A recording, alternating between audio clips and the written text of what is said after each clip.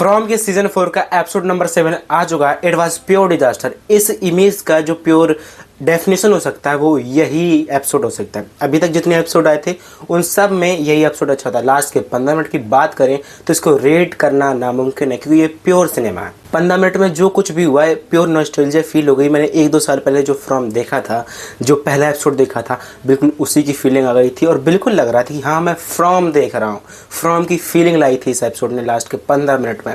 And starting से जो story चलती आ रही है इस एपिसोड में, जो स्टार्टिंग में चली वो तो थोड़ा डिसेंट टाइप की थी, पर लास्ट के जो 15 मिनट थे, लास्ट के कुछ 20-15 minute, it was pure cinema. इस एपिसोड से लग रहा है कि फाइनली ये लोग बाहर निकल पाएंगे क्योंकि स्टोरी थोड़ी सी आगे बढ़ी है। स्टार्टिंग में ही एपिसोड स्टार्ट होता है जहाँ से एंड हुआ था, उस गेट से ही। वहाँ पर पे जेड कहता है कि इस गेट को मत खेलो, ये गेट बंद है तो ये हमारे लिए सेफ है, और वहाँ पर पे टैलिस्मन लगा देता है। एंड फाइनली तैफ्ता सब लोगों को बताती है कि वो पिछले जन्म में विक्टर की माँ थी एंड वो यहाँ पर वापस आ रही है क्योंकि उसे उन बच्चों को बचाना है, और उन बच्चों की वो आवाज़ सुनती है हर बार, इस वजह से वो यहाँ पे आ जाती है। लोग पूछते हैं कि हम लोग क्यों आ गए, हम लोग भी आ रहे हैं क्या यहाँ पर बार बार, तो टैफ्ती उससे मना कर देती है। कहती तुमने भी गलती से या फिर एक्सीडेंटली उन बच्चों की आवाज़ सुन ली होगी, इस वजह से तुम यहाँ पर पे आए हो। इस एपिसोड को देखते हुए थोड़ा मज़ा भी आता है जब वो ईथन कहता है कि अब तो विक्टर मेरा भाई है क्योंकि तुम उसकी पिछले जन्म में माँ थी। पर जो उसकी बेटी है टैफ्ता की, वो अभी उस पर विश्वास नहीं कर पा रही कि वो बार बार यहाँ पर आ रही है। उसे लग रहा है कि जो ये प्लेस है वो हम लोगों को गुमराह करने की कोशिश करता है, पर उसे अभी ये समझ में नहीं आया कि जो वो कर रही थी वो कुछ हद तक सही था। उसे प्लेस उसको रास्ता दिखा रहा था कि किस तरीके से बाहर निकले। मैंने नेलो के बारे में कुछ राज बताने की कोशिश कर रहा था, पर वो एक तरीके से डेस्परेट होकर के जो उसने मतलब गलत स्टेप लिया, उसने सब कुछ अपना खोज तान जो बंद कर दी है, वो उस वजह से अभी बहुत ज़्यादा डिमोटिवेटेड फीलिंग लग रही है। इस एपिसोड में सबसे अच्छी बात क्या हुई है, इसमें जितने भी कैरेक्टर्स हैं फ्रॉम सीरीज में, उसके 80-90% कैरेक्टर्स सारे एपिसोड में दिखाई दिए हैं। इवन जो स्माइली वाले कैरेक्टर है वो तक दिखाई गया है।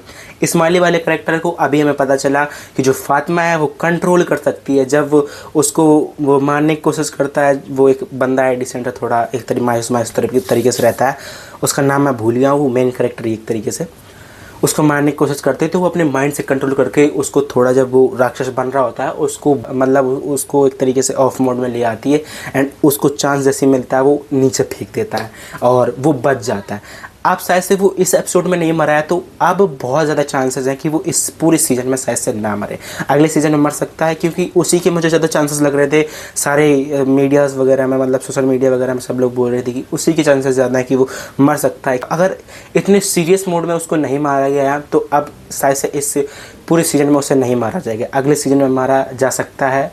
चांसेस कम है, 60% चांसेस हैं कि उसे मारा जाए। फातिमा के बारे में जो मैं सोच रहा था फालतू में एक तरीके से इसको डाल रखा है पूरी सीरीज़ में, कुछ काम नहीं है, एक तरीके से गोलम वगैरह बना रही है। अब उसका पॉइंट समझ में आ रहा है कि वो इस स्टोरी में बहुत अच्छा रोल प्ले करने वाली है, वो शायद यहाँ से निकलने में हेल्प करेगी। वो स्माइली को कंट्रोल करके वो उन्हीं लोगों से लड़वाएगी जो वो लोग रात को बाहर निकलते हैं अपने दिमाग से कंट्रोल करके।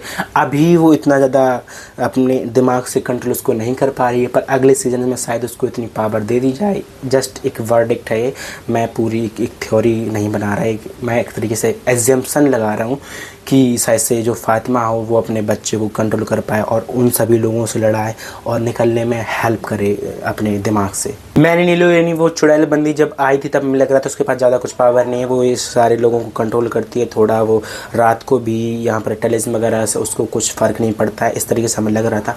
पर अभी हमें जो एपिसोड आगे दिखाई दे रहे हैं उसकी बहुत सारी पावर दिखाई दी जा रही हैं, जैसे कि वो मंत्र चैंट करके भी लोगों को कंट्रोल कर सकती है, अपने खून से भी कंट्रोल कर सकती है, बहुत सारी चीज़ दिखाई जा रही हैं। एंड अब समझ में आ रहा है कि वो कितना ज़्यादा स्ट्रांग है। वो तो मज़े लेने के लिए सब कुछ कर रहा है, अगर वो चाहे तो वो सारे लोगों को मार सकता है। वो सिर्फ मज़े के लिए पूरी स्टोरी को आगे बढ़ने दे रहा है और लोगों को इस तरीके से लड़वाना चाह रहा है। मैं इन सबको एजम्पशंस के हिसाब से नहीं बोल रहा हूँ, तुम्हें खुद लग रहा हो इतनी सारी उसके पास पावर है, वो लोगों को ऐसे ही मार सकता है, अपने उसको रूप बदलने की कोशिश नहीं करनी पड़ती, वो दिन को भी निकल सकता है, तालिम से भी बच सकता है, लोगों के बीच में रह सकता है, अपनी रूप भी बदल सकता है, उसके पास इतनी पावर है। क्या वो सब लोगों को मार नहीं सकता। तुमने भी इतना तो कॉमन सेंस लगाया होगा।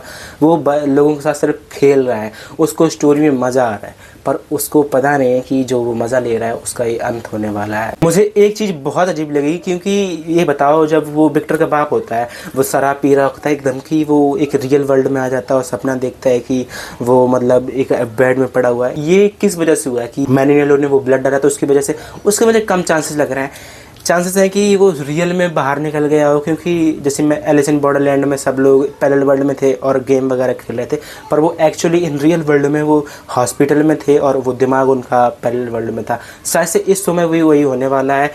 मैं से एग्जाम्पल्स के हिसाब से नहीं बोलने टाइप था। जब वो वहाँ से मतलब एक तरीके से लाइट हाउस से बाहर निकल जाती है, तब वो भी हॉस्पिटल में ही थी।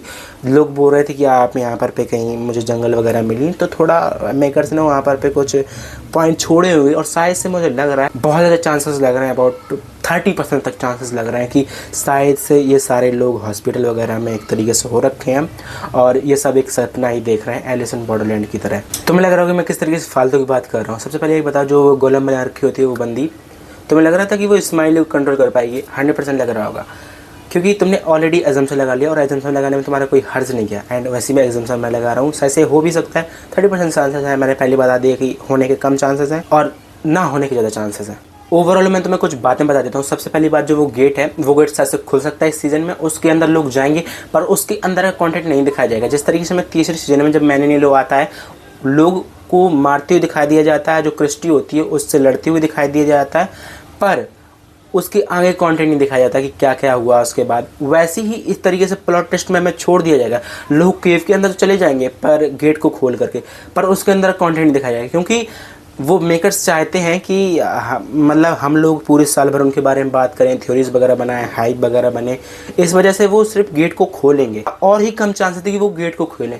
गेट के खोलने के भी कम चांसेस, गेट को शायद से ना खोलें। गेट को ना खोलने से और ज़्यादा हाइप बनती है, और ज़्यादा क्यूरियोसिटी बढ़ती है सीज़न को देखने के लिए, अगले सीज़न को देखने के लिए, और थ्योरीज बनाने के चांसेस बनती हैं कि उसके अंदर क्या होने वाला है, कि सच में उसी से लोग निकलेंगे। तो कम चांसेस है कि गेट खुले। अगर गेट खुलेगा तो उसके अंदर कॉन्टेंट ज़्यादा तुम्हें देखने को नहीं मिलने वाला है, मैं पहले से बता दे रहा हूँ तुम्हें। अनदर थिंग इज दैट कि इन एपिसोड्स में ज़्यादा स्टोरी नहीं बढ़ेगी, बस तुम्हें कुछ सीरियस के बारे में बताया जाएगा, किस तरीके से पहले पास्ट में किस चीज़ें हो रखी हैं वही सब बताया जाएगा। क्योंकि स्टोरी अगर अभी बढ़ा देंगे तो मेकर्स ज़्यादा हाइप नहीं बना पाएंगे अगले सीजन्स के लिए। इस वजह से वो ज़्यादा स्टोरी को नहीं बढ़ाने वाले हैं, थोड़ा ही बहुत बढ़ाएंगे, और वो ज़्यादा से ज़्यादा पास्ट के बारे में बताएंगे, थोड़ी और मिस्ट्रीज़ वगैरह बनाएंगे। इस एपिसोड में कई सारी उसने मिस्ट्रीज़ वगैरह बना दी हैं, तो मैं खुद देख लिया होगा। इस एपिसोड में बहुत सारी अनयूजुअल चीज़ें भी हुई, बहुत सारी यूजुअल चीज़ें भी हुई। जिस तरीके से हम लोग चाह रहे थे कि लोग बातें करें, कम्युनिकेट करें, लोगों ने बातें भी की, कम्युनिकेट भी की। तैता ने सब लोगों ने अपने राज बताए। इस एपिसोड में कुछ ना कुछ चल ही रहा था स्क्रीन में, पिछले एपिसोड्स की तरह नहीं था कि उसमें ट्रेश टॉकिंग चलती जा रही है, स्टोरी थोड़ी भी आगे नहीं बढ़ रही, कुछ इंजीनियरिंग चीज़ें भी नहीं हो रही हैं। इसमें इंजीनियरिंग चीज़ें भी हुई, इसमें बातें भी अच्छी खासी हुई हैं। इसमें स्क्रीन में कुछ ना कुछ अच्छा कंटेंट आता ही जा रहा था। जिस तरीके से मैंने लोग वो अंडे को चुराता है, लोग को जिंदा वगैरह करता है, टाइप था सब लोगों को बताती है, और वो ईथन बोलता है कि अब मेरा विक्टर भाई भी है। और जब विक्टर जाता है वहाँ पर पोटली लाता है वो दांतों की, जहाँ पर वो इकट्ठा कर रखे हैं मैंने लोगों ने, वो दांतों की पोटली, जब जितने लोगों को उसने मार रखा है। ऐसी कुछ अच्छी अच्छी चीज़ें इसमें कुछ चलती आ रही थी, बाकी के एपिसोड में ये नहीं था। अगर मैं ओवरऑल कंपेयर करूँ इसको पहले एपिसोड से, जैसे पहले एपिसोड ने हम लोगों को कन्वेंस कर लिया था पूरी सीरीज़ को देखने के लिए, इस एपिसोड ने हम लोगों को कन्वेंस कर लिया है आगे की सीरीज़ देखने के लिए, आगे एपिसोड देखने के लिए।